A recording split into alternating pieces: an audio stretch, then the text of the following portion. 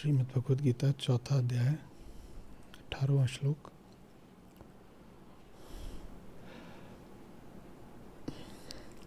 आज का सूत्र जैसे अपने आप में पूरे अध्याय को ही समेटे हुए है। और अगर कोई और पारखी हो तो कह सकता है कि पूरी गीता को ही। साथ ही साथ मैं आपको चेताना चाहूँगा कि ये सूत्र पूरी भगवद गीता के सबसे कम समझे गए सूत्रों में से है।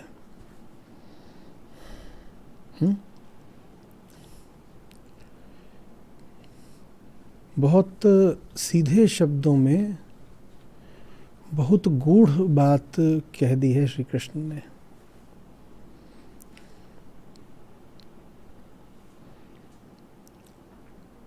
कहीं कोई जोड़ हो बात में, कहीं कोई छिद्र हो बात में, कहीं कुछ संधियां दिखें, कहीं कोई मोड़ दिखें, तो बात को तोड़ा जा सकता है, बात में प्रवेश करा जा सकता है।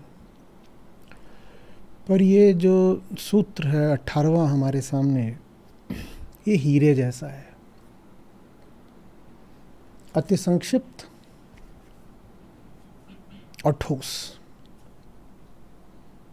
इसमें प्रवेश का कोई द्वार ही नहीं है, न इसमें कोई छिद्र है, न इसमें कोई जोड़ है। हीरे में कैसे प्रवेश करोगे बताओ? कर सकते हो?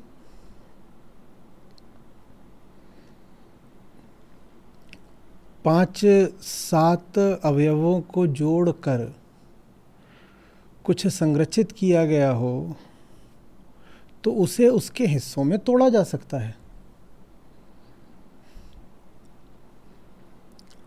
जैसे किसी यंत्र के पुर्जे अलग अलग करे जा सकते हैं, है ना? आपसे कहा जाए हीरे के पुर्जे अलग अलग कर दो, कर लोगे क्या? वहां कुछ है नहीं ऐसा, एक समरसता है। कहाँ सीमा खींचेंगे, कहाँ काट लगाएंगे?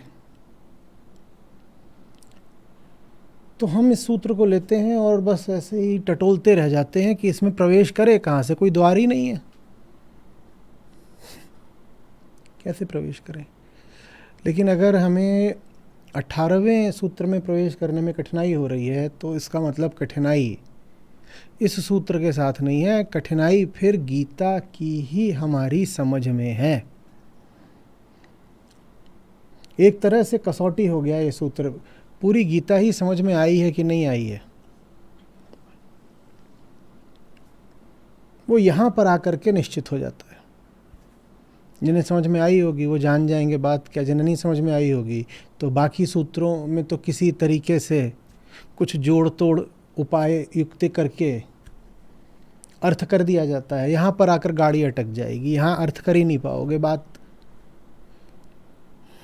विचित्र है, कर्म में अकर्म और अकर्म में कर्म, और जो ये जान ले वो कर्ता हो गया।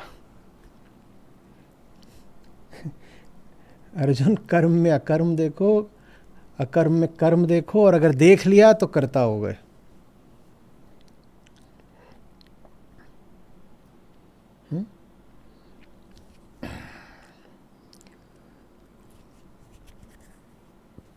धर्म ही नहीं, दर्शन के क्षेत्र में भी और विद्वानों के मध्य भी, विश्वविद्यालयों में भी बड़ी चर्चा का विषय रहा है कृष्ण का action in inaction and inaction in action. कि कहना क्या चाह रहे हैं कृष्ण?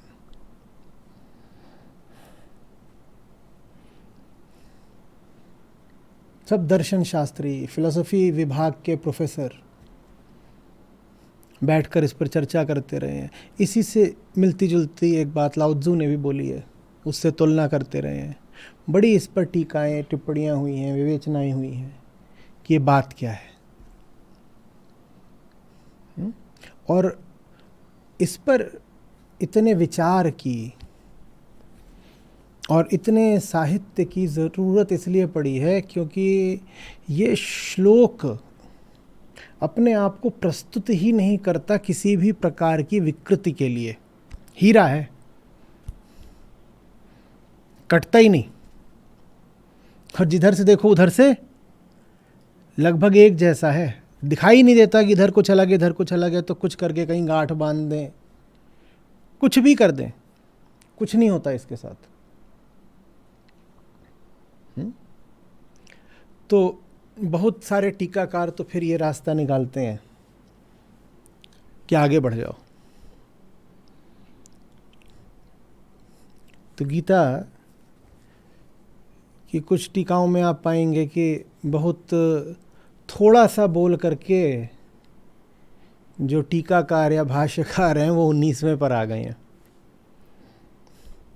उन्हें इसको निपटाओ, पता नहीं क्या अजीब ये बात बोल दी है, गूढ़,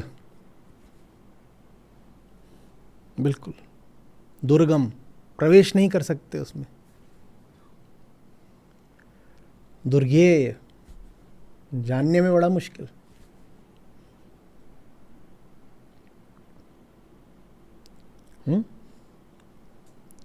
जबकि बात एकदम सीधी है।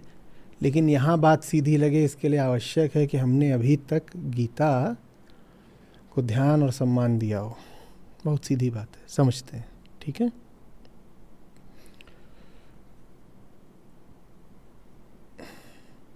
चूकिएगा मत।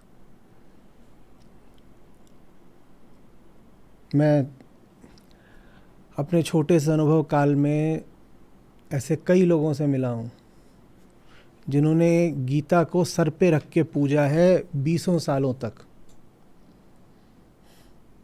रोज पढ़ा है, आराधना करी है। जैसे कोई गंभीर छात्र हो और वो अपनी पठन सामग्री से जो रिश्ता रखा हो वैसा भी रिश्ता रखा है कि बिना नागा किए रोज़ पाठ तो करना ही है।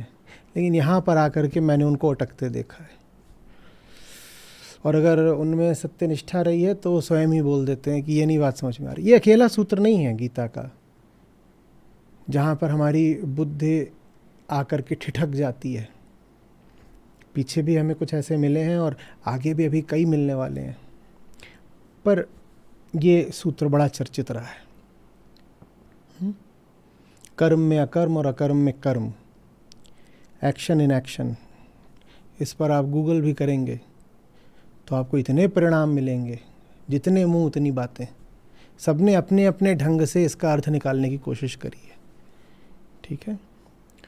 तो बहुत ध्यान से सुनिएगा, क्योंकि हो सकता है कि ज़िंदगी बीत जाए और इसका अर्थ समझ में ना आए। तो आज का ये जो अवसर है ये बड़ा खास और विरल हो सकता है, लाभ उठाएं।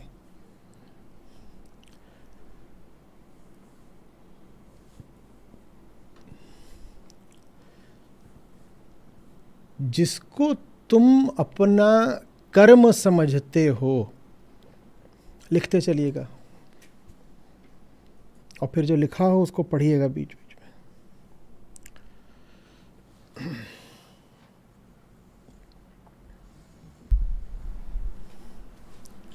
जिसको तुम अपना कर्म समझते हो उसमें तुम कहीं हो ही नहीं, वो अकर्म है, वो जड़ प्रकृति द्वारा किया गया है। पर अहंकारवश, अहंकार के आगे प्रकोष्ठ में लिख लीजिए अविद्या अज्ञान, पर अहंकारवश तुमने उसका कर्ता भाव ग्रहण कर लिया। करा जड़ता ने, करा प्रकृति के अचेत गुणों ने, लेकिन अहंकार की अज्ञता ये, मूढ़ता ये कि उसने उनका कर्तृत्व उठा लिया। कर्म होता देख कर अवसर का अपने स्वार्थ हेतु लाभ उठा लिया। आ रही बात समझ? तुमने कुछ नहीं करा।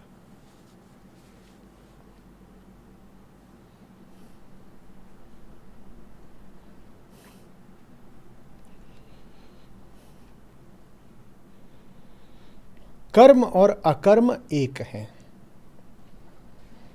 कर्म क्या, किस कर्म की बात हो रही है? सकाम। 3 कोटियां लिख लीजिए। अकर्म, सकाम कर्म, निष्काम कर्म। अकर्म, सकाम कर्म, निष्काम कर्म। अकर्म में लिख लीजिए शरीर। शरीर जड़ पदार्थ, भूत, पंचभूत, जड़ पदार्थ, शरीर, ये पंचभूत, परमाणु, मॉलिक्यूल्स, ये क्या है? जड़। सकाम कर्म में लिख लीजिए अपूर्ण चेतना,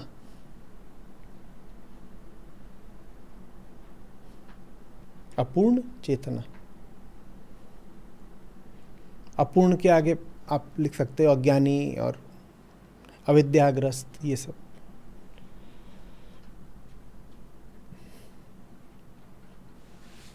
ठीक है, यहाँ लिख लीजिए।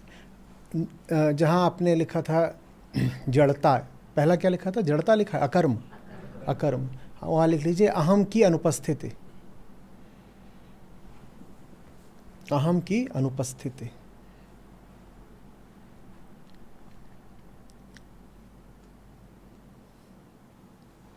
बीच में लिख लीजिए अहम की उपस्थिति, कर्ता भाव, अहम की उपस्थिति, कर्ता भाव।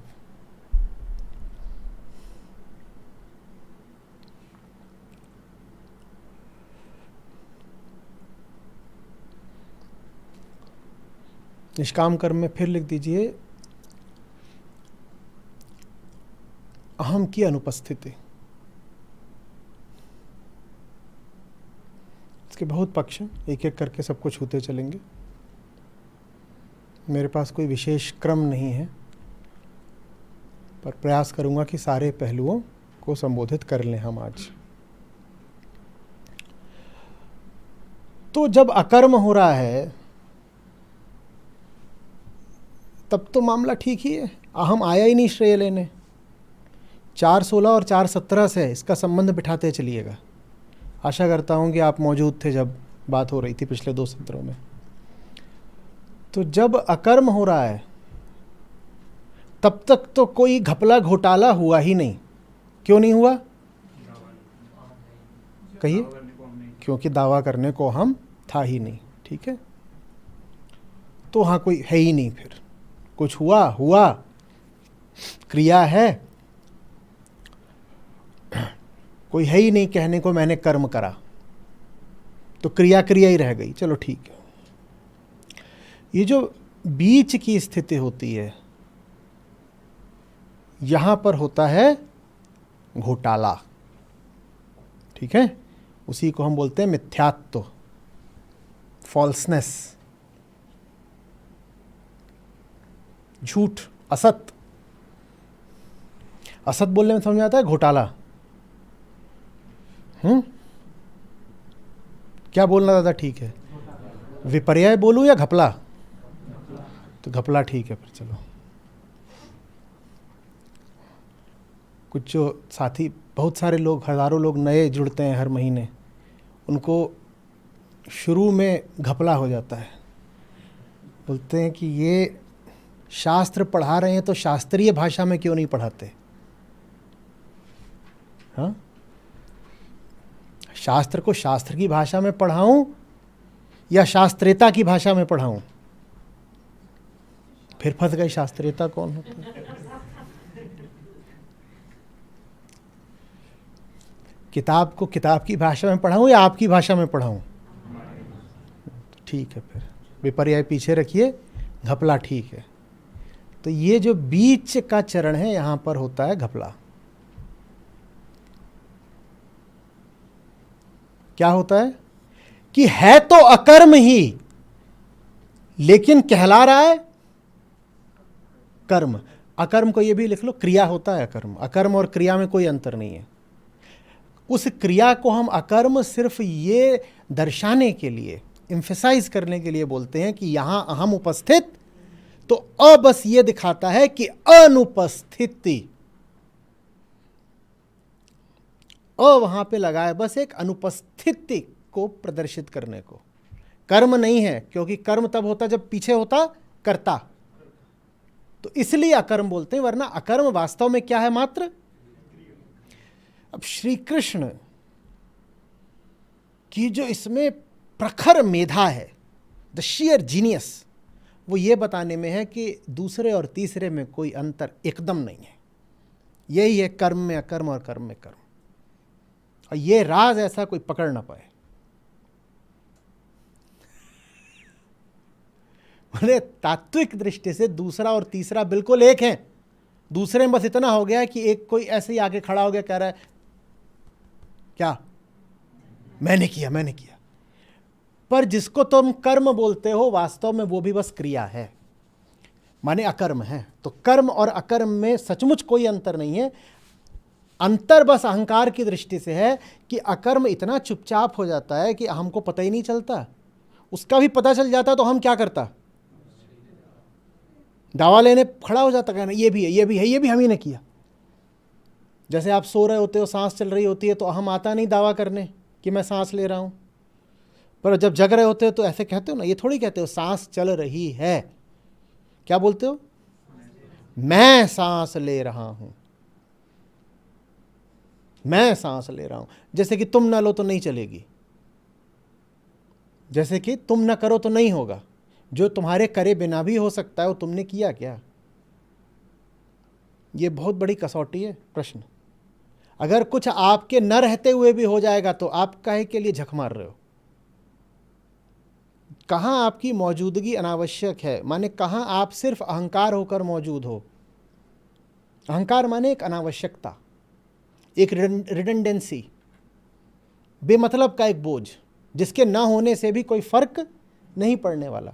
तो जीवन में भी ये प्रश्न अपने आप से बार बार पूछा करिए, अगर कुछ मेरे बिना भी, मेरे माने मैं भाव के, अगर जीवन में कुछ मेरे बिना भी सुचारू रूप से हो ही जाना है, तो मैं वहां पर काहे के लिए परेशान हो रहा हूं? जिसके होने ना होने से कोई फर्क नहीं पड़ता, पर जो जा करके बेमतलब का सरदर्द बने, उसको कहते हैं अहंकार।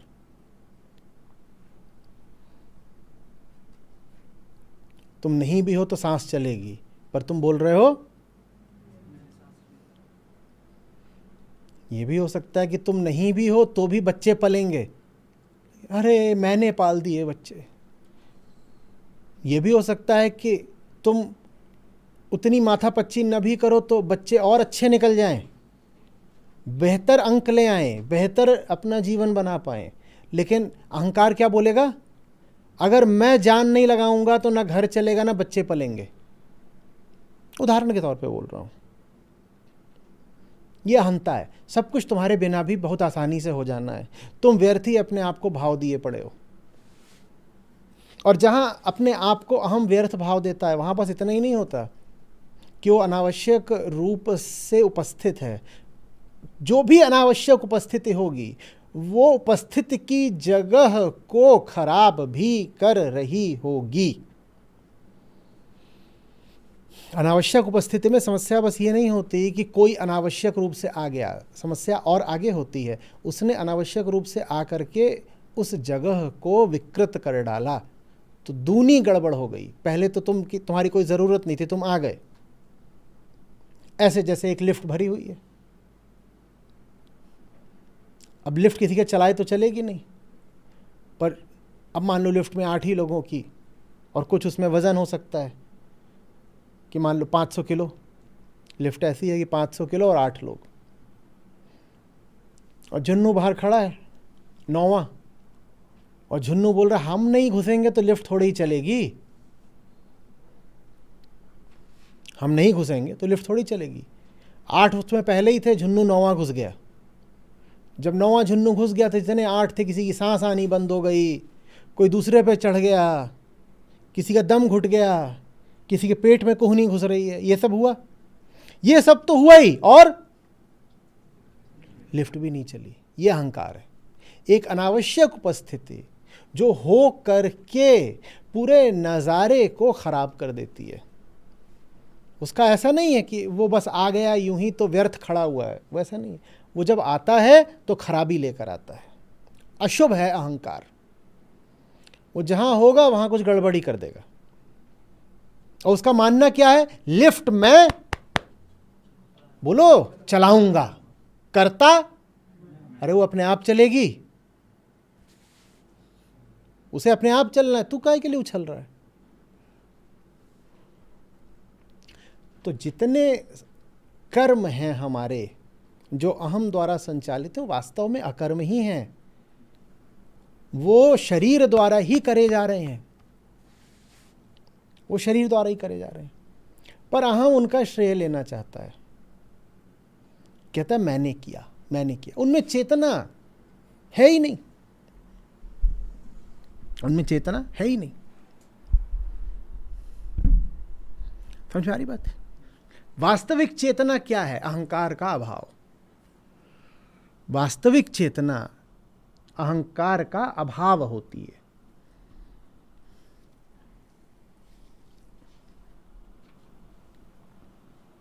समझ में आ रही बात?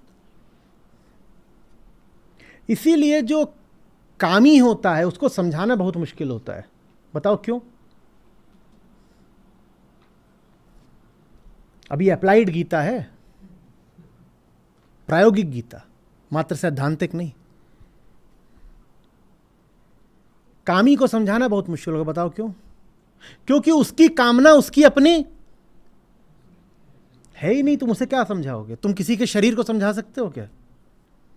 वो व्यक्ति चेतना से बोल ही नहीं रहा, अब उसका शरीर बोल रहा है, ये भूत बोल रहे हैं, ये एलिमेंट्स, ये मॉलिक्यूल्स बोल रहे हैं। जो कुछ हो रहा है वो एक क्रिया मात्र है। क्रियाओं को कोई समझा सकता है?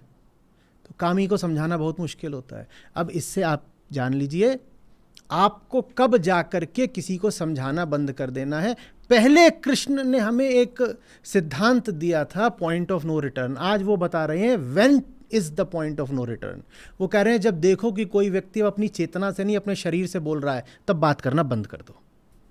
अब उसे नहीं समझा सकते तुम। जब दिखाई दे कि किसी व्यक्ति के तर्क अब उसकी चेतना से नहीं आ रहे, उसकी देह से आ रहे हैं, उससे बात करना बंद कर दो, क्योंकि पदार्थ को समझाया नहीं जा सकता।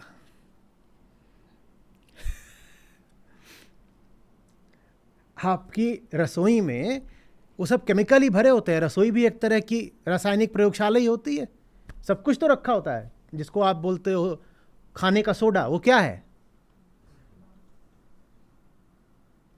नहीं पता। अरे इथाइल अल्कोहल और सोडियम बाइकार्बोनेट और सोडियम क्लोराइड, ये सब नहीं जानते आप क्या? और हाइड्रोजन पेरोक्साइड, एलम का, फिटकरी का फॉर्मूला सब खोज के लिखेंगे। ये है आज का क्या? फिटकरी का खोज के लाओ फॉर्मूला। तो वो क्या होती है? अब आप जाएं और वहां पे आप समझा सकते हैं कि आप जीरे से बात कर रहे हैं, वो समझेगा कोई? समझेगा? और सिरके से बात कर रहे हैं, विनेगर, वो समझेगा? वैसे ही बहुत सारे लोग मुंह से नहीं बोल रहे होते हैं, वो शरीर से बोल रहे होते हैं। उनसे बात करना व्यर्थ है। तो कब प्रयास करना बंद कर देना है? जब जान लो कि सामने मेरे अब चेतना नहीं, पदार्थ खड़ा हुआ है। अब प्रयास करना बंद करो। जब दुर्योधन इतना अचेत हो जाए कि कृष्ण को बांधने चल पड़े, तब कृष्ण समझ जाते हैं कि अब ये भूत हो गया। इसलिए फिर आगे अर्जुन को कहते हैं, अर्जुन ये तो भूत है, इसे मारने में कैसा संकोच। भूत माने क्या? जो मरा हुआ है। भूत माने वो भूत नहीं, भूत माने सिर्फ जड़ पदार्थ। ये तो जड़ पदार्थ है। प्रमाण क्या है? जरा सी भी चेतना होती तो क्या ये मुझे भरी सभा में अपमानित करता और मुझे बांधने आता? और मैं इसके पास शुभेच्छु बन के गया था। मैं गया था कि संधि कर लो भाई,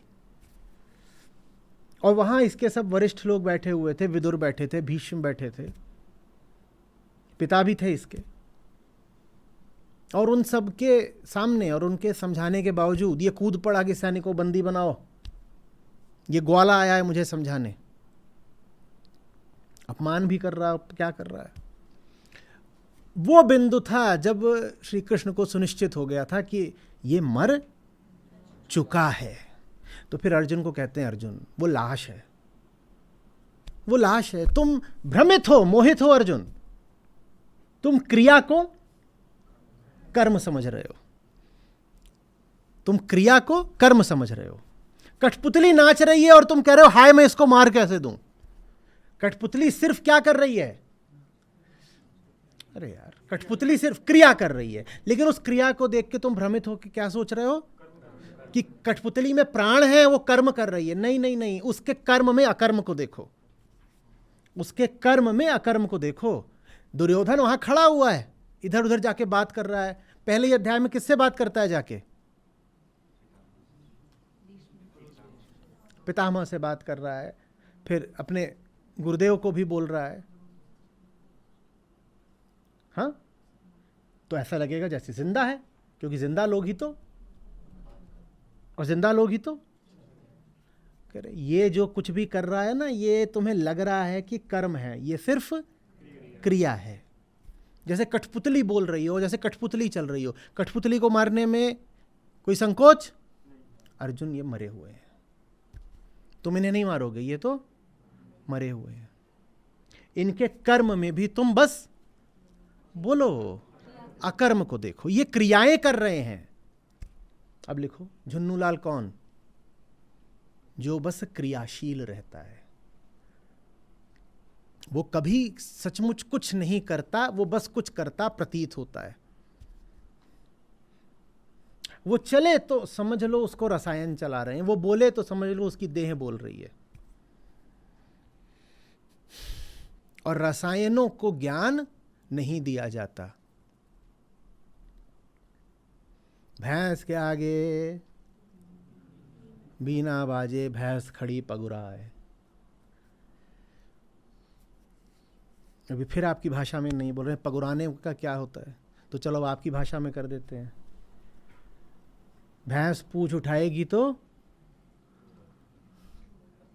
गाना नहीं गाएगी, गोबर ही करेगी। अब ठीक है, बात समझ में आ रही है? सिर्फ इसलिए कि कुछ हो रहा है, ये मत मानो कि कोई कर रहा है। जो हो रहा है वो बस इसलिए हो रहा है कि शरीर है। शरीर है तो कोई गति करेगा। शरीर तो मरने के बाद भी गति करता है। कौन कहता है कि मर जाते हो तो कुछ नहीं करते? मर जाते हो तो सड़ते नहीं हो क्या? वो गति कैसे नहीं है शरीर की? मर जाते हो तो सड़ते नहीं हो क्या? तो वो भी तो गति है शरीर की। जब जिंदा रहते हो तो शरीर पानी का त्याग करता है और ठोस पदार्थ का भी त्याग करता है, उसको आप बोलते हो मल और मूत्र। और जब मर जाते हो तब भी तो शरीर से पानी सूखता है। लाश का वजन कम होता है, जानते ही हो, और बहुत दिन तक छोड़ दो तो एकदम पपड़ी मिलेगी।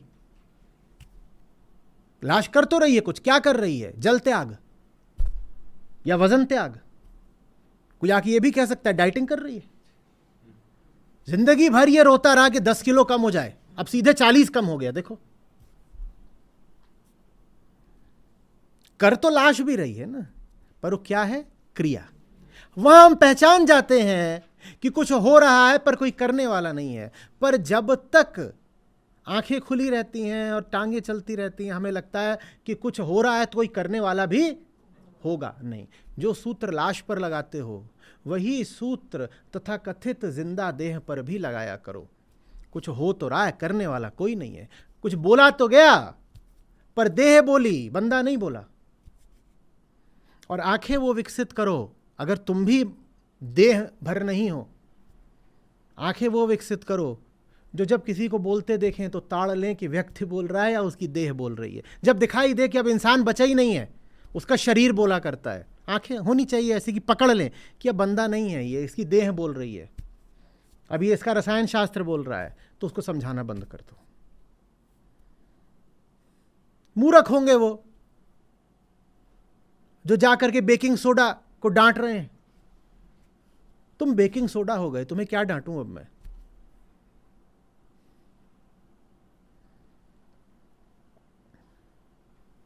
किसी को डांटना तो उसकी चेतना को अभिस्वीकृति देना है ना।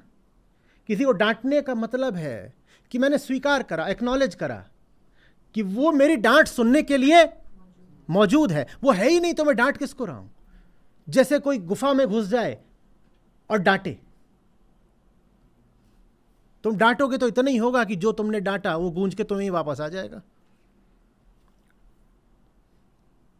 न वहां तुम्हें कोई देखने वाला, न कोई सुनने वाला। हाँ, एक तरह का संवाद होता रहेगा, तुम्हारी ही डांट पलट पलट के तुम्हें ही आती रहेगी और तुम कहोगे ऐसा क्यों हो रहा है,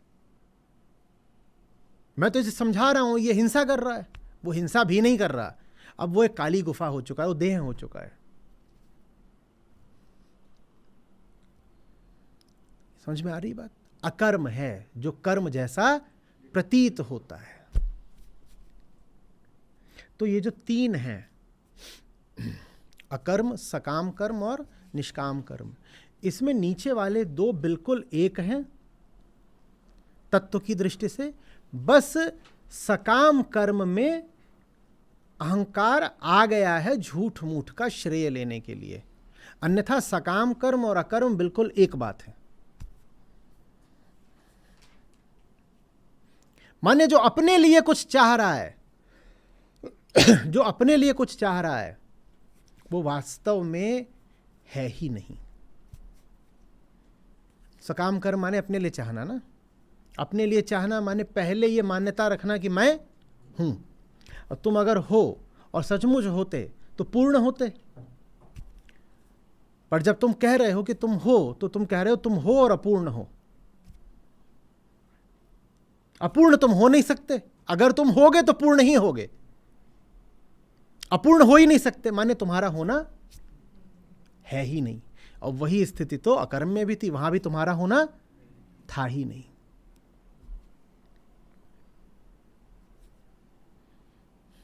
बात समझ में आ रही है।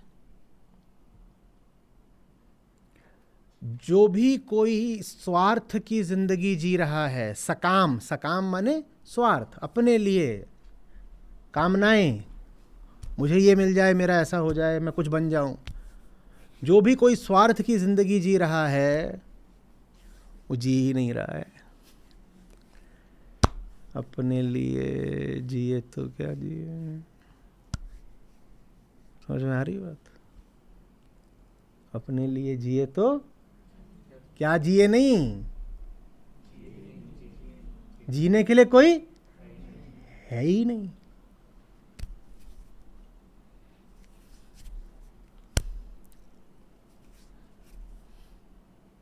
आज आप लोगों ने बहुत सारे वीडियो डाल दिए, सारे तो मैं देख भी नहीं पाया। समझ आ रही बात।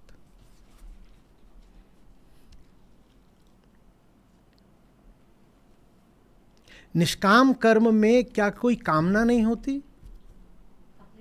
बहुत बढ़िया, ताली बजा दो। अच्छा, निष्काम कर्म में कामना होती है उनके लिए जिनका जीवन अभी सकाम है। लिखो, अगर अपने लिए नहीं होती तो किसके लिए होती है? 100 झुन्नू घूम रहे हैं जिनके पास कामना है, तो उनके पास उनके लिए कामना है, हमारे पास भी उन्हीं के लिए कामना है। हमारी कामना ये है कि उनके पास उनके लिए जो कामना है वो कामना समाप्त हो जाए। ये निष्काम कर्म है। सकाम कर्म में झुन्नू के पास किसके लिए कामना है? अपने लिए। निष्काम कर्म में भी कामना है, अपने लिए नहीं है। किसके लिए है? झुन्नू के लिए। तो निष्काम कर्म में जो कामना है भी वो समाप्त हो जाएगी जिस दिन सब झुन्नू समाप्त हो जाएंगे। जब झुन्नू ही नहीं तो काहे के लिए कामना?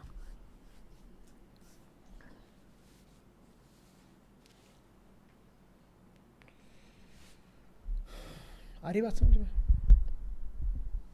तो ले दे के अहम तो कहीं भी नहीं है। क्रिया में तो निर्विवाद है कि नहीं है, वहां तो खुद भी नहीं कह रहा कि मैं हूं। निष्काम कर्म में भी वो नहीं है, क्योंकि अहम तो तभी है जब कामना भी अहम के लिए हो, माने मेरे लिए हो। और जहां लगता था कि वो है, माने सकाम कर्म में, कृष्ण घोषित कर गए कि वो वहां भी नहीं है। कर्म अकर्म बराबर है। समझ में आ रही है बात?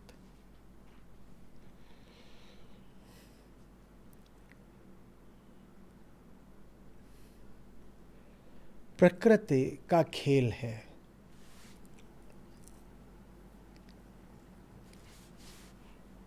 अहम प्रकृति के क्षेत्र में है, पर अहम वो नहीं है जो वो होने का दावा करता है। जब हम कहते हैं कि अहम झूठ है, इसका मतलब ये नहीं कि अहम है नहीं, इसका मतलब है कि अहम आत्मा है नहीं। जब हम बोलते हैं अहम मिथ्या है, बहुत बात आप लोग सूक्ष्मता से सुनिएगा। अहम झूठ है, इसका मतलब ये नहीं होता कि अहम नहीं है। अहम तो है, पर वो कहाँ है? प्रकृति में है। लेकिन वो अपने आप को बोल क्या देता है? मैं। उसे अपने आप को बोलना क्या चाहिए? उसे बोलना चाहिए मैं प्रकृति का नुन्नू हूं। प्रकृति मेरी मम्मी है, मैं उसका बच्चा हूं। तो गड़बड़ अहम के होने में नहीं है, गड़बड़ अहम के दावे में है। उसका दावा है आत्मा होने का। हम ये नहीं कह सकते कि वो है ही नहीं, वो है, पर वो कहाँ है? प्रकृति में। बच्चा पैदा है होता है, वो मैं भाव के साथ पैदा होता है। शरीर है तो अहम भी है। लेकिन वो कभी ये नहीं कहता कि मैं शरीर मात्र हूं। वो कह देता है मैं हूं, मैं हूं। यहां झूठ है। अब क्या होता है कि वो अपने आप को शरीर का संचालक समझने लगता है, और इसका प्रमाण हमें मिलता है उसकी भाषा में भी। वो बोलता है मेरा शरीर, मैंने हाथ उठाया तो मैं शरीर का स्वामी और संचालक हूं। मेरा शरीर माने मैं शरीर का स्वामी हूं। मैंने हाथ उठाया माने मैं शरीर का संचालक हूं। नहीं, तुम शरीर हो, तुम संचालक नहीं हो। न तुम स्वामी हो न तुम संचालक हो। अहम यूं प्रदर्शित करता है जैसे वो शरीर से थोड़ा अलग हो, जबकि शरीर से जो अलग है उसका नाम क्या है? आत्मा। अहम की भाषा में, उसके पूरे भाव में ऐसा है जैसे वो शरीर से अलग हो। मेरे घुटने में चोट लगी। अरे तुम्हारे घुटने में क्या चोट लगी? तुम घुटना ही हो, जैसे घुटना है वैसे तुम हो। दोनों शरीर ही हैं, दोनों शरीर ही हैं। तो अहम एक तत्व है, तो कहाँ है? लेकिन वो प्रकृति में है, शरीर के साथ है। शरीर में कहाँ पर है अहम? प्रत्येक कोशिका में अहम है। कोई कहे कि शरीर में अहम कहाँ पर होता है? बोलो प्रत्येक कोशिका में होता है। हर कोशिका में अहम भाव है। आ रही बात है? इसीलिए जहां कोशिकाएं समाप्त हो जाती हैं वहां अहम भाव भी समाप्त हो जाता है। अब ये ऐसे जा रहा है, यहाँ सीमा आ गई। अब इसके आगे कोशिकाएं नहीं है ना, यहाँ थी यहाँ है, तो इसके आगे मैं भी नहीं बोलते। या बोलते हो? जहाँ कोशिका समाप्त हो वहाँ मैं भी समाप्त। तो मैं भाव विस्तृत रहता है, डिस्ट्रीब्यूटेड रहता है हर कोशिका में। ठीक है। अब वो क्या करता है? वो ये करता है कि जो प्रकृति का साधारण प्राकृतिक ही तयशुदा खेल है उसमें वो हस्तक्षेप करता है, क्योंकि वो तो है। और कहाँ है? प्रकृति के क्षेत्र में है। जिस क्षेत्र में है वहाँ पे तो कुछ गड़बड़ मचा सकता है ना, तो गड़बड़ कर देता है, वो गड़बड़ कर देता है। वो प्रकृति की सब प्रक्रियाओं में घुस जाता है, कभी ये करेगा कभी वो करेगा, और सारा जो वहां पर लय ताल है उसको बिगाड़ देता है।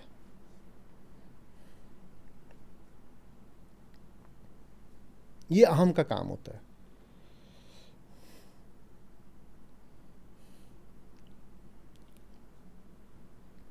और किस तरह बिगाड़ देता है, किस उद्देश्य से बिगाड़ देता है? वो वहां बैठ करके बस ये सिद्ध करना चाहता है कि मैं पूर्ण हूं। अपने इस उद्देश्य के लिए वो प्रकृति का भोग और दोहन करता है। वो एक असंभव उद्देश्य लेके चल रहा है। क्या है उसका उद्देश्य? ये सिद्ध करना कि मैं पूर्ण हूं, मैं आत्मा हूं। ये हम की बड़ी जबरदस्त इच्छा है, किसी तरह साबित हो जाए कि हूं तो मैं आत्मा। तो इसके लिए वो प्रकृति का हर तरह से दुरुपयोग करता है। जब प्रकृति का दुरुपयोग करा जाता है तो जो प्रकृति की अपनी लयताल होती है वो बिल्कुल खराब हो जाती है। जहां अहम होगा वहां प्रकृति खराब हो चुकी होगी।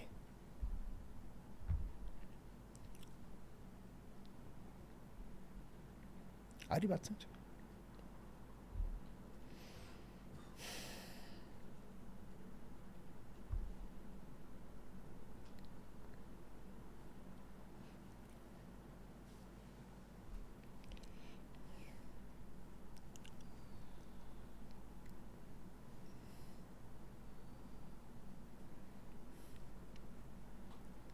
सकामता का अर्थ ही है कि जिसको कामना है वो है ही नहीं। सकामता माने ये नहीं होता कि मैं अधूरा हूं। सकामता का वास्तविक अर्थ होता है कि मैं हूं ही नहीं। तुम होते तो तुम्हें कामना नहीं होती। अगर कामना है तो तुम्हारे रसायनों को है, तुम्हें नहीं है।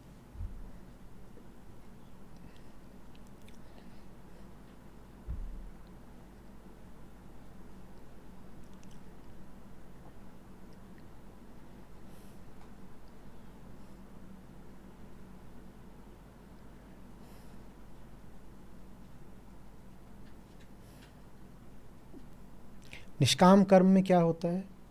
यही अहम जो प्रकृति की पैदाइश है वो अपनी एक विशिष्ट शक्ति का इस्तेमाल करता है। क्या? वो समझ सकता है। हाँ, वो समझना भी चुन सकता है। तो प्रकृति में जितने पदार्थ होते हैं उन पदार्थों से अहम को थोड़ा खास कहा जाता है। प्रकृति का ही एक पदार्थ, एक तत्व अहंकार भी है। यही सांख्योग भी कहता है, यही श्री कृष्ण भी बताते हैं कि वो प्रकृति का ही एक तत्व है। पर वो प्रकृति का एक खास तत्व है। उसके पास क्या खास ताकत है? वो समझ सकता है, वो चुन सकता है। तो वो समझना चुन सकता है। वो कह सकता है कि आई चूज टू अंडरस्टैंड।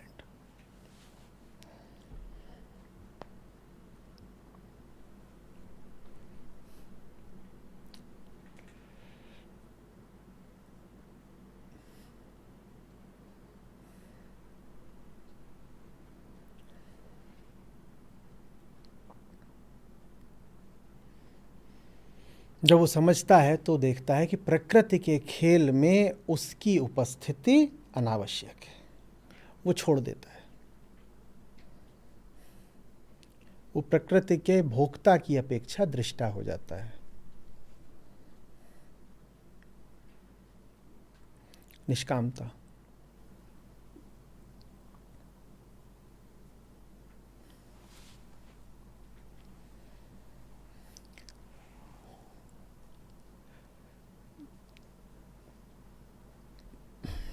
वो जगत में अब क्या करेगा? क्योंकि शरीर है तो जगत दिखाई तो देगा ही।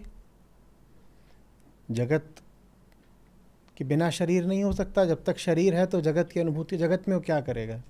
वो जगत में दुख का उपचार करता है। स्वयं निष्काम भले हो गए, जगत में तो मूर्खतापूर्ण कामनाएं ही बिखरी हुई दिख रही हैं ना। अब उसका सिर्फ एक ही काम बच रहा है, अब वो सिर्फ एक ही काम कर सकता है कि जगत को उसकी मृग तृष्णा से मुक्ति दिला दे। यही निष्काम कर्म है। और इसी को आज के सूत्र में श्री कृष्ण कह रहे हैं, जो कर्म में अकर्म, अकर्म में कर्म देख लेता है, वो वास्तव में कर्ता हो जाता है।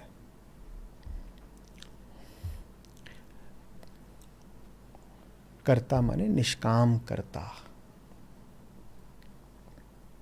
सकाम कर्ता तो है ही नहीं, कौन सा कर्ता? वहां तो जब कर्म ही नहीं हो रहा। सकाम कर्म क्या है? अकर्म। तो माने सकाम कर्म में तो कर्म हो ही नहीं रहा, तो कर्ता कहां से आ गया? तो कर्ता सिर्फ तब है जब निष्कामता हो। सिर्फ निष्काम कर्म में हम कहेंगे कोई कर्ता है। और विचित्र बात है, कर्ता सिर्फ तब है जब कामना ना हो। निष्काम कर्ता माने क्या नहीं है? कामना। कर्ता सिर्फ तब है जब कामना ना हो। तो कर क्या रहा है फिर? वो क्या कर रहा है? वो दूसरों की कामनाओं का उपचार कर रहा है। तो निष्काम कर्म में ऐसा नहीं कि कुछ होता नहीं, होता है। अपने क्षेत्र में, अहम के अपने क्षेत्र में जहां पर वो स्वामित्व लेता था, वहां सहज ही होता है, क्योंकि उसने प्रकृति को, अपनी प्रकृति, अपनी देह को, अपने मन को खुला छोड़ दिया है। उसके भोग की अब उसको कोई कामना है नहीं। और दूसरों के साथ, अपने साथ सहज होता है, दूसरों के साथ संघर्ष में होता है, क्योंकि दूसरों के पास कामना है। तो वो अपने प्रति सहज और जगत के प्रति संघर्षशील रहता है। अपने भीतर कामना बची नहीं तो सहजता आ गई। और जगत के पास कामना ही कामना है, जगत कामनाएं छोड़ने को तैयार नहीं, तो जगत के साथ रिश्ता फिर महाभारत का रहता है। अर्जुन, अब समझ में आ रहा है कि अर्जुन बाण चला पाए। इससे पहले अर्जुन को गीता ज्ञान क्यों जरूरी है? क्योंकि जब आएंगे तो दोनों एक साथ आएंगे, अपने प्रति सहजता और जगत के प्रति संघर्ष। अपने प्रति सहजता आती है गीता से, गीता आ गई तो फिर जगत के प्रति संघर्ष भी आ जाता है। अपने प्रति सहजता माने वो अपनी कामनाएं अपने लिए नहीं मांग रहे बाबा। अपने प्रति सहज हो गए, जगत के साथ संघर्ष। जगत के साथ संघर्ष क्यों? जगत को मारना पीटना है। वो संघर्ष करुणा की अभिव्यक्ति है। अपने प्रति निष्कामता, जगत के प्रति करुणा। जिसे अपने लिए कुछ नहीं चाहिए होता, उसे जगत के लिए शुभता चाहिए होती है।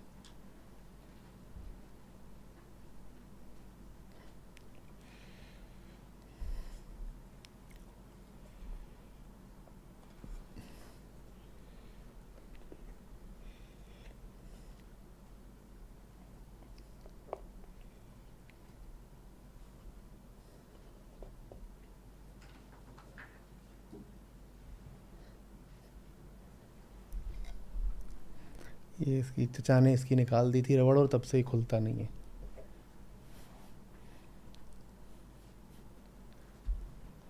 चचा ने इस पे सकाम बल प्रयोग कर दिया है।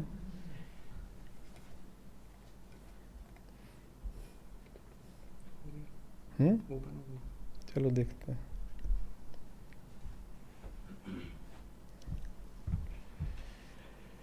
क्या समझ में आ रही है बात? अहंकार क्या है कि नहीं है? है तो, पर वो नहीं है जो वो होने का। ठीक है। क्या है अहंकार? प्रकृति का एक तत्व। प्रकृति का एक तत्व। आंत होती है, दांत होता है,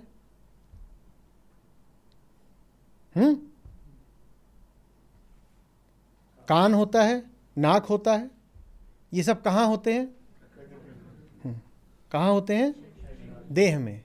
वैसे ही अहम भी कहाँ होता है? आपसे पूछा जाए रक्त कहाँ होता है शरीर में, क्या बताओगे? रक्त कहाँ होता है? हर कोशिका में। तो अहम रक्त की तरह है, अहम रक्त की तरह है, वो शरीर में हर जगह होता है। तो इसीलिए शरीर में कहीं पर भी चूटी काटो तो क्या बोलते हो, मुझे काय काटी। अगर वो किसी एक जगह ही होता, मान लो यहाँ कहते यहाँ होता है, तो यहाँ हाथ में कोई चूटी काटता तो बोलते क्या कि मुझे चूटी काट ली। यहाँ तो मैं था नहीं तो यहाँ मुझे निकलता नहीं। यहाँ फिर नहीं कह पाते ना कि मुझे काटा, पर यहाँ काटा तो भी क्या बोलोगे, मुझे काट लिया। और यहाँ काटे तो भी क्या बोलोगे, मुझे काट लिया। तो फिर ये मैं कहाँ है, यहाँ है कि यहाँ है। ये रक्त की तरह यहाँ भी है और यहाँ भी है। मैं हर जगह है। मैंने अपनी सीमा क्या बनाई है, खाल, क्योंकि मैं की उत्पत्ति देह के साथ ही है।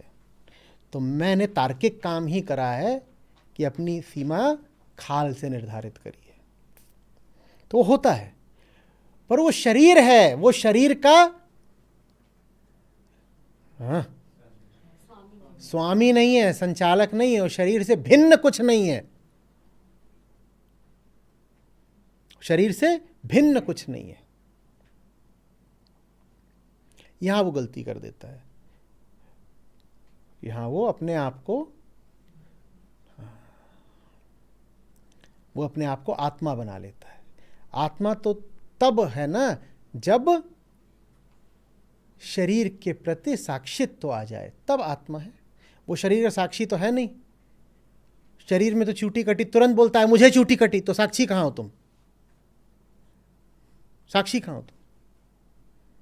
यहां कुछ हुआ तो क्या बोला, मुझे हुआ, तो साक्षी तो हो नहीं।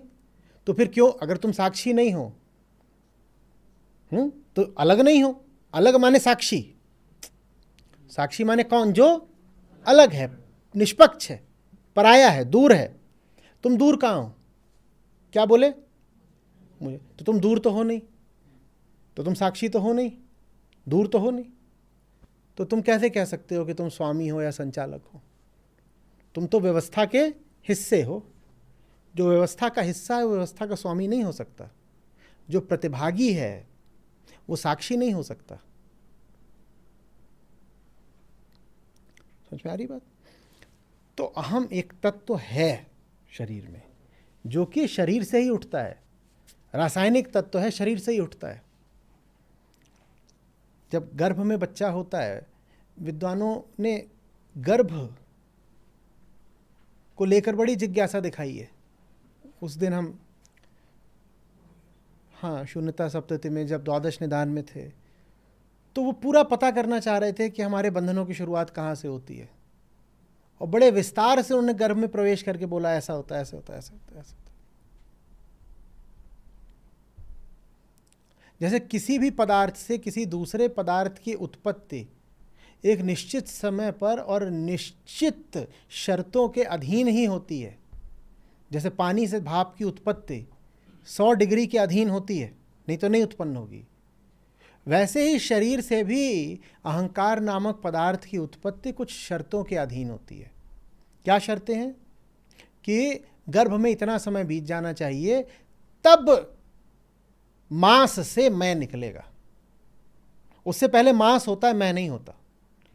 गर्भ में कुछ माह तक मांस तो होता है, मैं नहीं होता, मैं नहीं होता।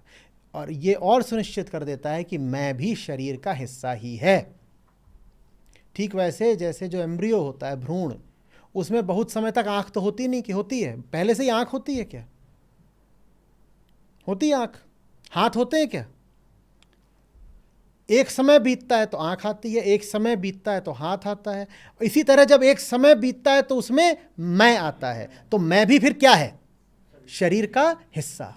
बस हम वहां चूक इसलिए कर जाते हैं क्योंकि आंख एक खास जगह पर आती है, हाथ भी एक खास, लेकिन मैं हर कोशिका में आता है, मैं हर कोशिका में आता है। पर वो हर कोशिका में आता है, इससे ये थोड़ी साबित हो जाता है कि वो शरीर से अलग है। होता है क्या,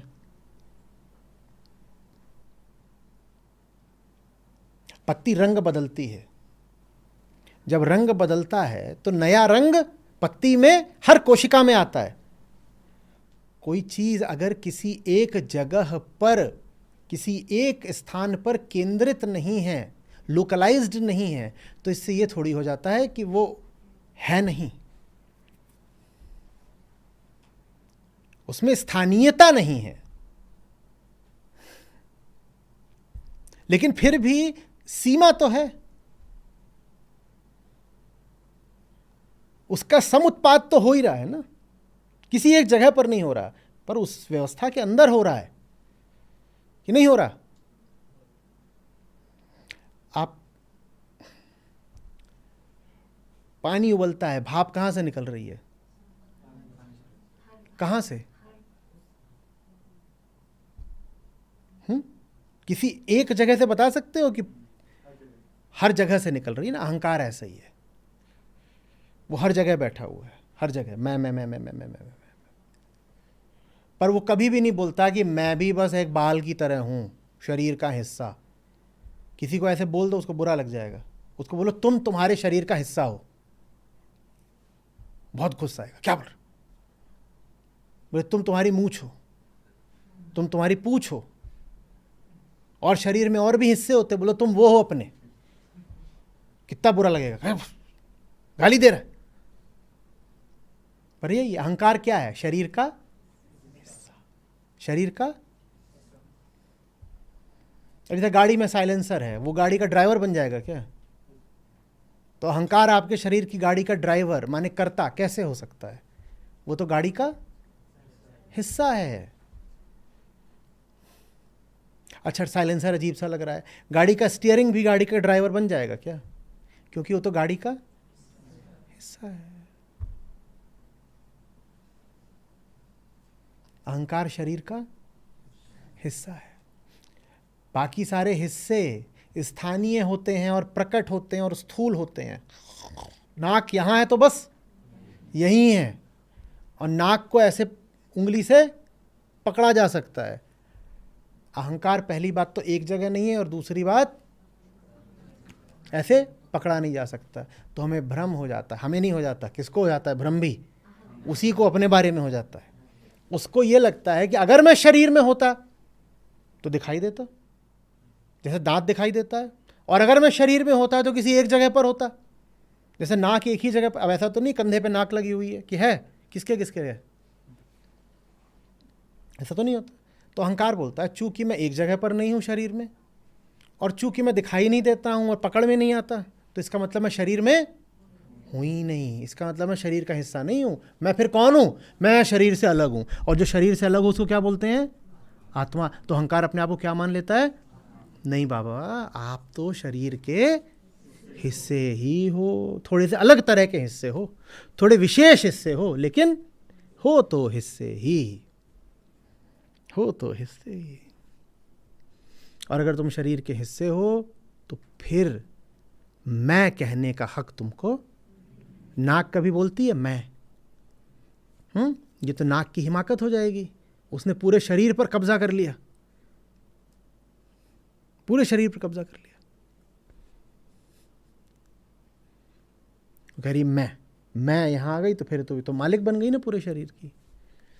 इसी तरह से अहम भी जब भ्रमवश पूरे शरीर का मालिक बन जाता है, तो वो पूरे शरीर की व्यवस्था का उपयोग करने लग जाता है, बस अपनी झूठी हस्ती को सत्य साबित करने के लिए। उसने झूठ क्या बोला है? अहम माने एक झूठ। उसने क्या झूठ बोला है? मैं आत्मा हूं। तो अब वो पूरे शरीर का इस्तेमाल माने दुरुपयोग करता है, बस ये साबित करने को कि वो आत्मा है। आत्मा माने क्या? पूर्ण। तो कहता है मैं पूरे शरीर को खा जाऊंगा, खा खा के क्या बन जाऊंगा? पूर्ण। और अगर मैं पूर्ण बन गया तो साबित हो जाएगा कि मैं आत्मा हूं। तो अहंकार लगता है शरीर को खाने, और शरीर के माध्यम से जो कुछ खाया जा सकता है वो भी खाना शुरू कर देता है। वो अपने शरीर को भी खाता है, और शरीर से भी जो कुछ खाया जा सकता है। एक आदमी देखो 250 किलो का है, उसने क्या करा है? उसने, आप कहोगे बहुत खाया है, ये तो आपने ठीक पकड़ा कि उसने बाहर का माल बहुत खाया है, पर क्या उसने अपने शरीर को भी नहीं खा लिया? जो 250 किलो का हो गया वो अपना शरीर भी तो खा गया ना? नहीं खा गया? खा लेना माने नष्ट कर देना। खा लेने क्या मतलब होता है? जब कोई चीज़ खा ली जाती है तो एक के स्वार्थ के लिए दूसरे का वजूद मिटा दिया जाता है। आपने गाजर खा ली, क्या हुआ? आपने अपने स्वार्थ के लिए गाजर का वजूद मिटा दिया। तो पहले तो जो 250 किलो का आदमी, उसने बाहर की सामग्री खाई, तो बाहर की सामग्री की हस्ती उसने मिटा दी, और फिर उसने अपना वजूद भी तो बर्बाद करा है ना, कि नहीं करा है? अभी उसका टेस्ट कराया जाए तो अंदर का सब ज़्यादा प्राकृतिक मामला एकदम गड़बड़ निकलेगा, नहीं निकलेगा? तो उसने खुद को भी तो खा लिया है। खाने का मतलब किसी की हस्ती नष्ट कर दिया। जैसे गाजर खाते हो तो गाजर क्या हो जाती है? आप जो कुछ भी खा लो वो क्या बन जाता है? मल, टट्टी। खाना मतलब किसी भी चीज़ को मल में परिवर्तित कर देना। जो 250 किलो का हो गया, उसने अपने शरीर को भी क्या बना दिया है? मल ही तो बना दिया है। तो अहंकार अपने झूठ को किसी तरीके से सच साबित करने के लिए सब खा जाता है, और कितना भी खा ले पूर्ण तब भी नहीं हो पाता है। और साबित उसको यही करना है कि मैं पूर्ण हूं। तो वो इसको भी खाएगा, उसको भी खाएगा, पृथ्वी को खाएगा, मंगल ग्रह को खाएगा, वो सब खा जाएगा। अफसोस कि पूर्ण वो तब भी नहीं हो पाएगा। सब खा जाता है वो, बस एक झूठ को सच साबित और एक बात को मानने को तैयार नहीं होता। मैं नहीं हूं, जो कुछ भी हो रहा था वो तो शारीरिक क्रियाएं थीं। इस बात को मानने में जान जाती है उसकी। मैंने कुछ नहीं किया, सब केमिकल्स थे, ये नहीं मानेगा वो। एक झूठ को, है ना, उसके पीछे पीछे कितने झूठ आते हैं? 100 झूठ। और एक के पीछे अगर 100 आते हैं तो 100 के पीछे कितने आएंगे? 10,000। फिर 10,000 के पीछे कितने आएंगे? ये तो गड़बड़ हो गई, क्योंकि अगर एक झूठ के पीछे 100 झूठ आते हैं तो कहानियां रुक नहीं सकती। एक ही के पीछे 100 आ गए थे तो अब तो 100 आ गए, तो 100 के पीछे कितने आएंगे? तो अहम झूठ का चेन रिएक्शन तैयार कर देता है। अहम झूठों की एक अनंत श्रृंखला तैयार कर देता है। An entire big network of lies lies lies lies. और हर झूठ को किसी तरह उसे सच साबित करना है। और एक छोटी सी बात अगर वो मान लेता तो सब सुलझ जाता। क्या मानना था? मैं नहीं हूं, शरीर की क्रियाएं हैं, मैंने कुछ नहीं किया, शरीर ने किया। और मुझ में भी जो वृत्ति है शरीर की क्रियाओं का श्रेय लेने की, ये वृत्ति भी शरीर की है, क्योंकि ये वृत्ति भी मुझे किसी ने सिखाई नहीं थी। मैं पैदा हुआ था तब भी तो मैं ऐसा ही था। देह पैदा हुई, देह के भीतर लिवर भी था, किडनी भी थी, और अहम भी था। लिवर किडनी को किसी ने कुछ सिखाया? वो अपना अपना काम कर रहे। अभी अभी पैदा हुआ है बच्चा, उसके भीतर तमाम चीजें हैं, वो अपना अपना काम कर रहे हैं, उन्हें अभी किसी ने कुछ सिखाया तो नहीं। अहम भी है, लिवर किडनी एक जगह है, अहम सब जगह है। अहम को भी किसी ने कुछ सिखाया नहीं। लिवर किडनी का क्या काम है? काम करना। अहम का क्या काम है? दूसरों के काम का श्रेय लेना। वो शरीर में बैठा हुआ है यही करने को, शरीर के साथ ही पैदा होता है, और उसका बस यही काम होता है कि दूसरों के काम का श्रेय ले ले। मेरी किडनी। अब ये तो किडनी की विनम्रता है, क्यों चाटा नहीं मार देती?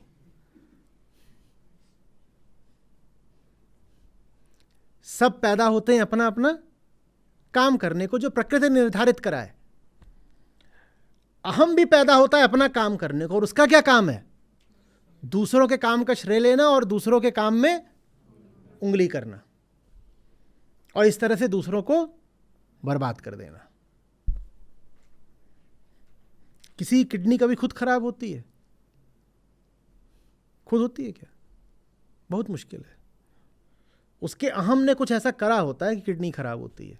किडनी को पूरा हक है हमको चांटा मारने का। शरीर को बर्बाद कौन करता है? स्वयं शरीर नहीं करता। शरीर तो बना है कम से कम 90-100 साल चलने को। लोग मर जाते हैं 50-60 में। क्यों मर जाते हैं? दुर्घटनाएं हटा दो, बाकी जितने लाइफस्टाइल डिसऑर्डर्स हैं वो क्या है? शरीर को किसने खा लिया? अहम ने खा लिया। वो सब खा जाता है मर भूखा, और तब भी भूखा ही रहता है। फिर से बताओ, अहम क्या है? शरीर का ही हिस्सा, जो कि शरीर में किसी एक खास जगह, जहां जहां शरीर है वहां वहां शरीर में हर हिस्से का अपना एक काम है। हम का क्या काम है? दूसरों के काम का।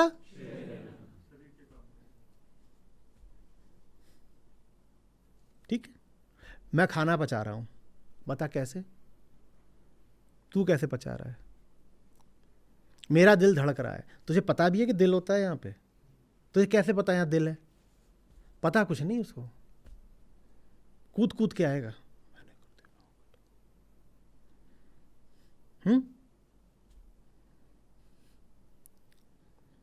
और ये जो झूठ है वो जानता है। झूठा आदमी बहुत असुरक्षित अनुभव करता है। जो असुरक्षित अनुभव करता है वो हिंसक हो जाता है। जहां डर होगा वहां हिंसा होगी। तो ये जो अहम है ये हिंसा करता है। किसके किसके प्रति? लेकिन इसी अहम में हमारा सौभाग्य है, और कुछ नहीं कह सकते, क्योंकि जन्म से ही मिला है। दुर्भाग्य भी यही है कि अहम जन्म से मिला है, और सौभाग्य भी यही है कि अहम मूर्ख तो बहुत है, एकदम ही झुन्नू है, पर उसके पास एक खास शक्ति है। क्या शक्ति है? जानने की, चुनने की। मैं चुनना बोला करता हूं क्योंकि आप जानोगे भी कि नहीं जानोगे ये भी आपका चुनाव है भाई। अहम फैसला ही कर ले कि नहीं जानना, तो आप कितना भी समझा लो कुछ नहीं। तो चुनाव पहले आता है, जानना बाद में आता है। चेतना का संबंध मैं बोध से भी बाद में रखता हूं, पहले चुनाव से रखता हूं। Consciousness is choice. तो जैसे शरीर के हर अंग के पास अपनी कुछ विशिष्ट गुण होते हैं या शक्तियां होती हैं, वैसे ही अहम के पास भी एक विशिष्ट खास अनूठी शक्ति है। क्या? वो काम लिवर कर सकता है, नाक कर सकती है कि नहीं, इधर कार्बन डाइऑक्साइड नहीं घुसेगी, सिर्फ ऑक्सीजन अंदर आएगा और कुछ नहीं आएगा। कर सकते हैं। फेफड़े कह सकते हैं कि आज नाइट्रोजन सोखने का मन कर रहा है, आज ऑक्सीजन नहीं लेंगे। कह सकते हैं फेफड़े। उनको जिस तरह बनाया गया है वो वैसे ही चलेंगे। उनके पास चुनने की शक्ति नहीं होती, नहीं होती ना। अहम अकेला हिस्सा है शरीर का जिसके पास ये अनूठी ताकत है। क्या? वो चुन सकता है, वो देख सकता है, वो समझ सकता है। और जब देखता है तो यही देखता है कि उसका होना व्यर्थ है। कहाँ होना व्यर्थ है? शरीर से जुड़कर जीना उसका व्यर्थ है। वो शरीर से अलग हो जाता है, कहता है मेरी यहाँ कोई ज़रूरत नहीं। ये जो पूरी व्यवस्था है ये अपने आप में पूर्ण है। कौन सी व्यवस्था? शारीरिक, सांसारिक। हट जाता है। जैसे ही वो हटता है इसको कहते हैं निष्कामता। शरीर से हटा हुआ अहम निष्काम हो गया, आत्मा हो गया।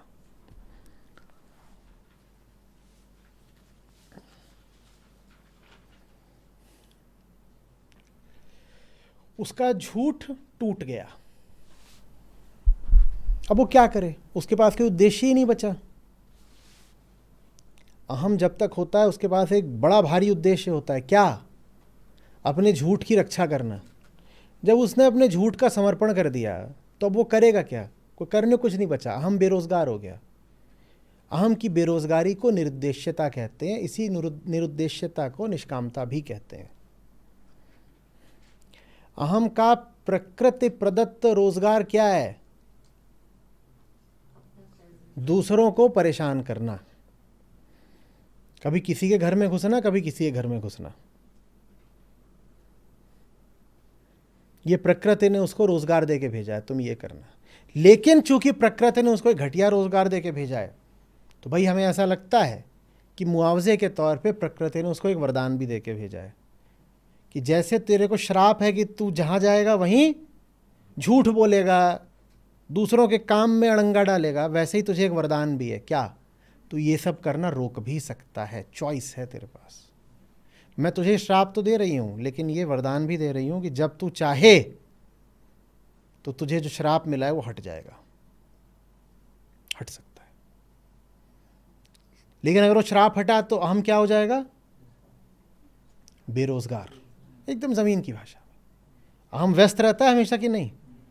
जिसे ही फोन मिला, क्या कर, बहुत बिजी हूं। और बिजी में यही है कि दूसरे का समोसा खा रहे, यही तो कर। बिजी माने क्या होता है? किसी न किसी को दुखी कर रहे हैं, बिजी माने यही होता है। चाहे जानते बूझते दुखी कर रहे हो, चाहे अनजाने में कर रहे हो, चाहे किसी और को दुखी कर रहे हो, चाहे खुद को दुखी कर रहे हो। तो अहम के पास यही रोजगार है, दुखी करना। जैसे ही अहम अपनी शक्ति का उपयोग करके अपनी असलियत जान जाता है, उसका रोजगार छिन जाता है। अब वो निरुद्देश्य हो गया। अब उसके पास अपने लिए करने को कुछ नहीं बचा। ये निष्कामता है। मेरे पास अपने लिए करने को कुछ है नहीं।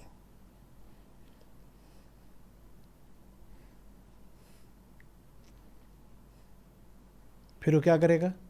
कुछ नहीं करेगा, सो जाएगा। क्या करेगा? हाँ, अब वो जो करता है, कहता है देह है, जगत तो दिख ही रहा है। जब तक देह है तो जगत की अनुभूति तो होगी।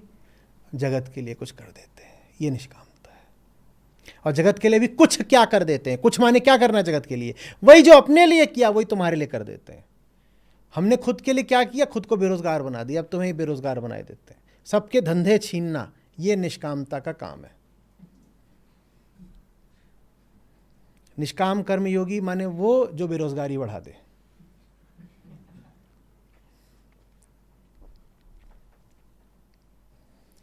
निष्काम करता कर तो खूब रहे हैं, अपने लिए नहीं। ऐसों को कृष्ण कह रहे हैं वही समस्त कर्म करने वाला है।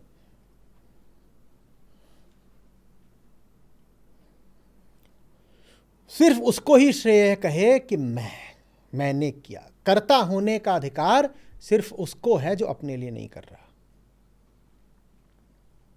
जो अपने लिए कर रहा है वो कर्म नहीं, क्रिया कर रहा है। और अगर क्रिया कर रहा है तो कोई करने वाला नहीं, क्योंकि क्रिया तो स्वतः हो जाती है, तो मुर्दा है। कल उन्हें क्या कष्ट हो, वो आज ही जब नष्ट है। मुर्दा है। जो अपने लिए जीते हैं वो मुर्दा है।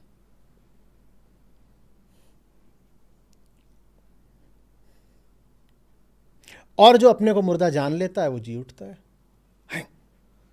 ये क्या हो गया, गड़बड़ हो गई। जो अपने लिए जी रहे हो क्या है? मुर्दा। और जो अपने आप को मुर्दा जान लेता है वो सबको जिंदगी दे देता है।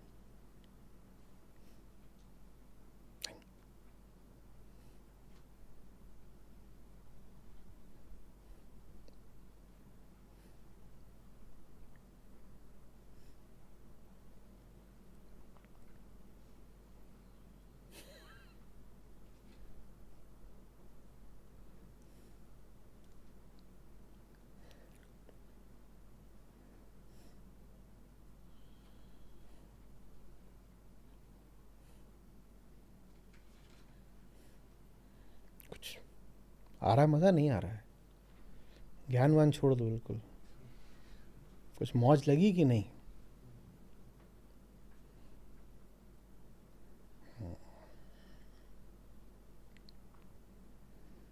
अभ्यास क्या करना है?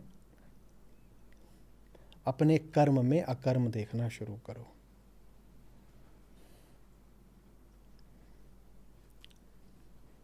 खास तौर पे जहां कर्म बहुत तीव्र हो, वहां देखो कि अकर्म हो बस।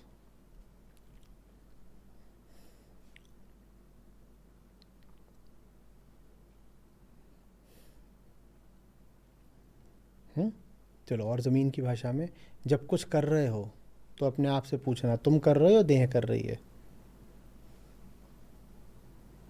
तुम कर रहे हो या देह कर रही है? ऐसे मत पूछो तुम कर रहे हो, पूछो देह ही कर रही है, देह से अलग कोई है जो कर रहा है। क्योंकि अहम का क्या दावा है? मैं देह से अलग हूं। तो पूछना कि देह ही कर रही है या देह से अलग कोई है?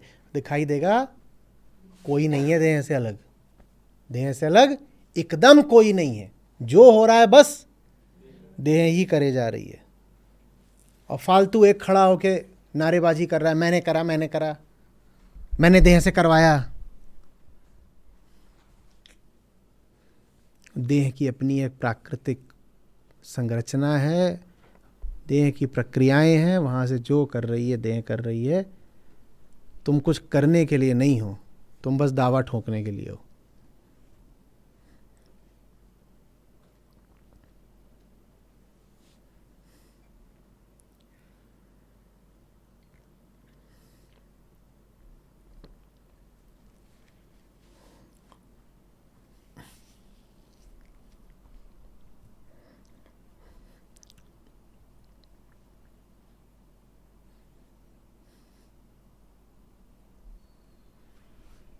बताइए।